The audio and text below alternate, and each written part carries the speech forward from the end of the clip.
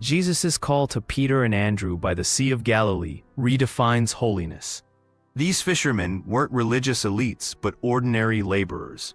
By inviting them to fish for people, Mark 1:17, Jesus sanctifies daily work. In first-century Judea, fishing was gritty, unglamorous labor. Yet God's purpose transformed it. This mirrors Paul's teaching: whatever you do, work heartily as for the Lord. Colossians 3:23. Holiness begins when we offer our mundane tasks to God.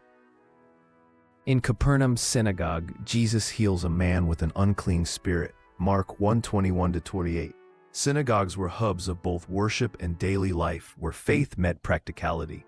The villagers' amazement underscores holiness in communal spaces. Today, this challenges us to see sacred potential in schools, workplaces, or neighborhoods.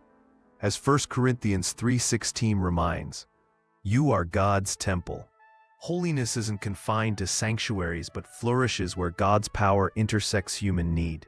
Jesus' meal with tax collectors, Luke 5:29-32, scandalized religious leaders. In Jewish culture, sharing food implied acceptance. By dining with sinners, Jesus demonstrated holiness that embraces, not excludes. The early church followed this model. Acts 2:46. Today, this calls us to radical hospitality, whether coffee with a struggling neighbor or lunches with co-workers. As theologian Dietrich Bonhoeffer noted, the table fellowship of Jesus implies inclusivity. Holiness is a banquet, not a fortress. At Jacob's well, Jesus asks a Samaritan woman for water. John 4:1-26. This breaks ethnic, gender, and religious barriers. Drawing water was a daily chore, yet here it became a divine appointment. The woman's transformation from shame to evangelism, John 4:39, shows holiness in ordinary moments. Like her, we might encounter God while commuting, cooking, or checking emails. As Brother Lawrence wrote, "We need not cry out loudly for God. He is nearer than we think." Jesus' parable of the sower, Matthew 13:1-9, uses farming, a familiar labor, to teach spiritual receptivity. Seeds fall on paths, rocks, thorns, and good soil, mirroring human responses to God's word. In an agricultural society, this resonated deeply. Today, it challenges us to cultivate good soil hearts amid distractions. As Hosea 10:12 urges, sow righteousness. Holiness grows when we tend to our inner terrain with intentionality and patience.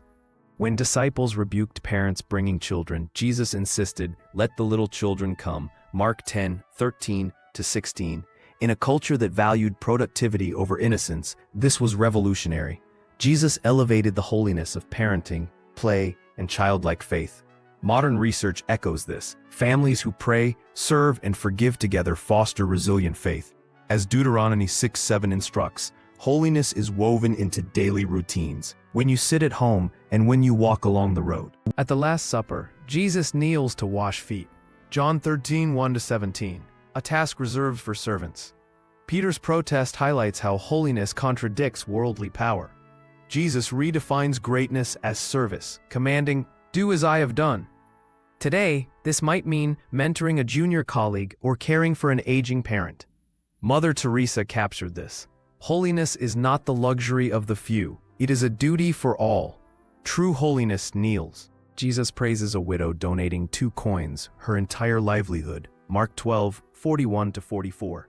In contrast to the wealthy's showy gifts, her sacrifice embodies holiness. Early Christians mirrored this. 2 Corinthians 8:2-3, giving despite poverty. Today, this challenges a culture obsessed with excess.